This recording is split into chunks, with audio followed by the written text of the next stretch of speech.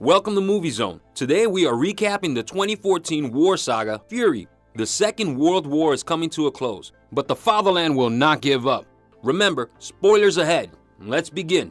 The date is 1945. The Allies entered Germany with the Nazis forcing every man, woman, and child to join the military ranks. Even though the Nazis are losing, they continue to struggle. A solo Nazi soldier is riding his horse through a devastated battlefield. He rides past dead bodies and destroyed vehicles when U.S. Army Sergeant Don Collier suddenly and silently dispatches him and sets the horse free. He returns to his tank where his other crewmates are resting. Trini Garcia, or Gordo, Boyd Swan, or Bible, and Grady Travis.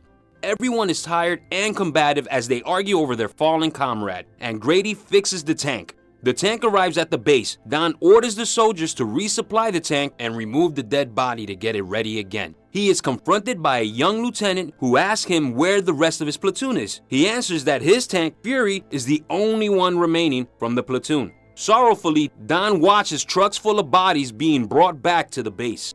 A young recruit, Norman Elson, meets Don to inform him he has been assigned to his tank crew as an assistant driver. Angry at his young, novice replacement, Don questions Norman about his time in the army.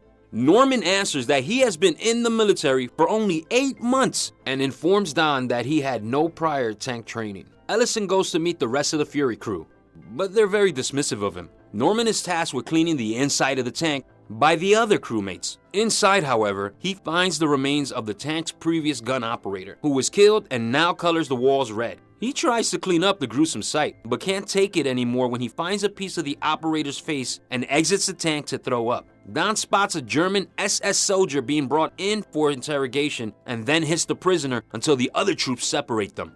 Don meets with the other tank commanders, and it's pretty clear that they are a tight-knit group with battle experience. The young lieutenant joins the circle and issues new orders to meet with the Baker Company and take over a nearby small town. The crewmates put Norman in the gunner's seat. They told him to shoot every German he saw, explaining how to kill a group optimally.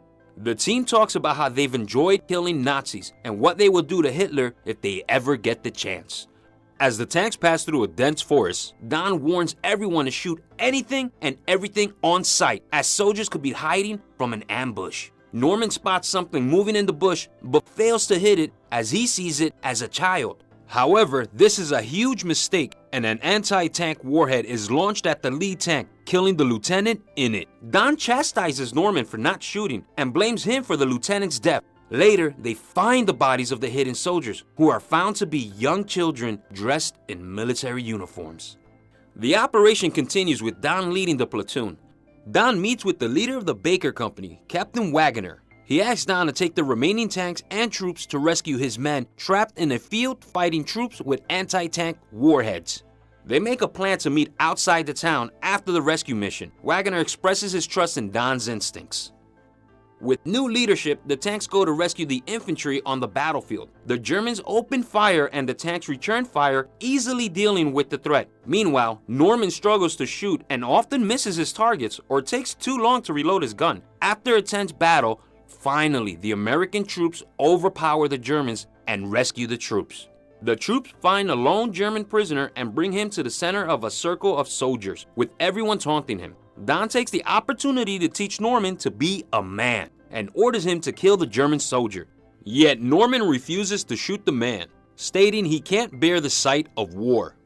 Don explains to Norman that the Nazis would have killed Norman without hesitation if they had the opportunity. Norman has to choose whether he will kill or be killed, but Ellison refuses to budge. Don forces Norman into a chokehold. He puts the gun in Norman's hand and forces him to pull the trigger. As the shot is heard, the other troops rejoice at the sight of the German SS dying. Norman is traumatized by this incident, but the crewmates of the Fury tank try to calm him down, going so far as to talk about the fears they first faced when they joined the army. Even Don talks to him kindly, telling Ellison to rest and eat something. When Norman asks why he is doing this, Don explains he promised his crew he would get them through the war alive. Still, the team was stuck with Norman, an inexperienced soldier, as their gun operator died. He further explains that he's been killing Germans throughout the war, and with the war coming to an end, there will be a lot more killing now. The troops rendezvous at the Baker Company and enter the town they were tasked with taking over. They enter the city on alert, expecting an ambush from the Germans. When Don tries to ask the older man where the soldiers are hiding, their talk abruptly ends as a sniper shoots the older man. They encounter many Germans hiding in the buildings as the troops fight off the waves. Even Norman manages to kill some Germans. Gordo congratulates Norman on his first kill, but expresses his regret for not getting to see the Germans burn alive. A German civilian surrenders for everyone in the town hall, waving a white flag. But after finding the German SS officer who had been forcing children to become soldiers and is faking an injury, Don orders one of his troops to kill him.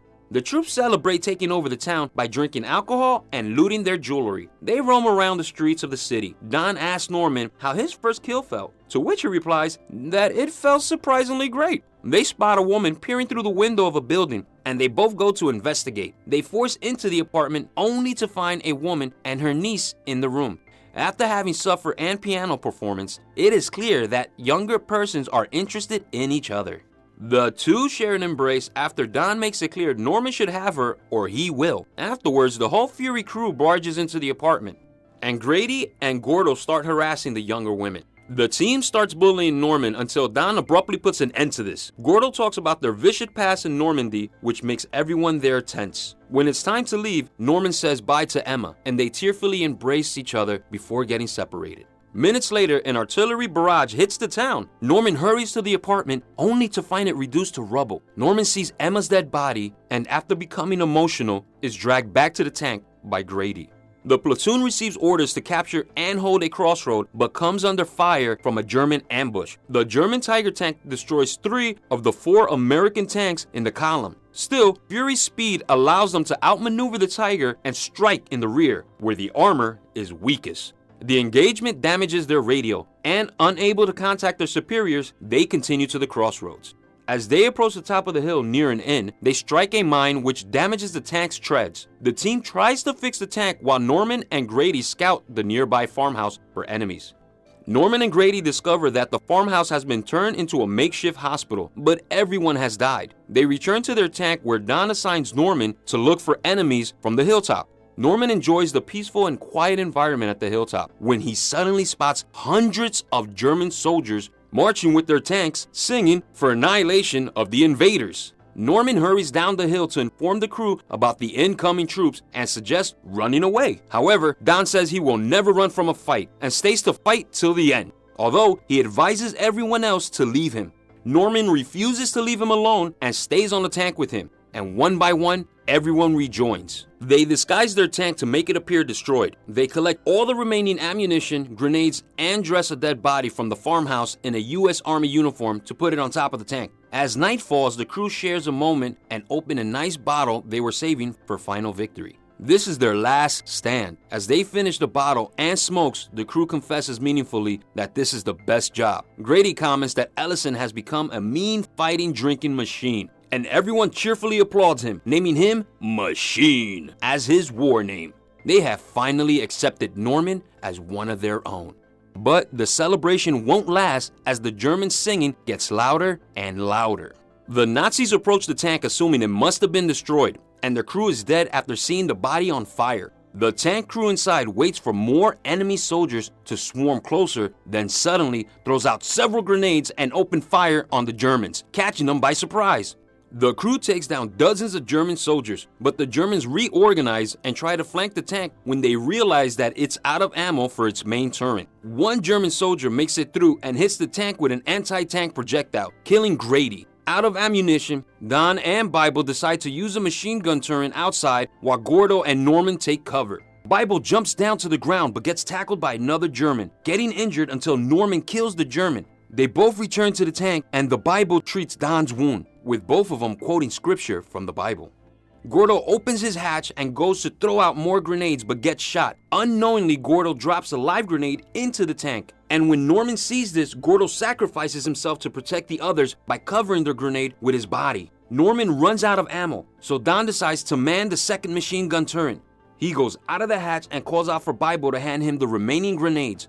When Bible sticks his head out to hand out grenades, he gets shot by a sniper. Behind the machine gun turret, Don slaughters as many Germans as possible before getting hit by a sniper. Don then crawls back into the tank with Norman.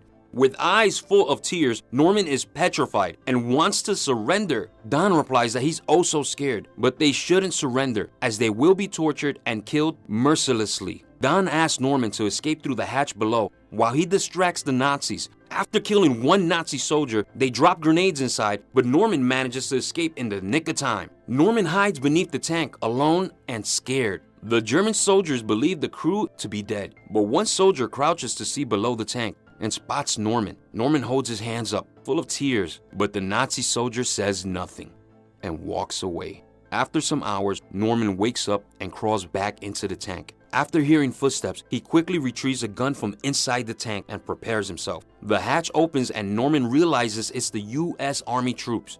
The troops retrieve him from the tank, tell him he's a hero, and escort him into a medical vehicle. Norm is taken away with the sight of fury in the background.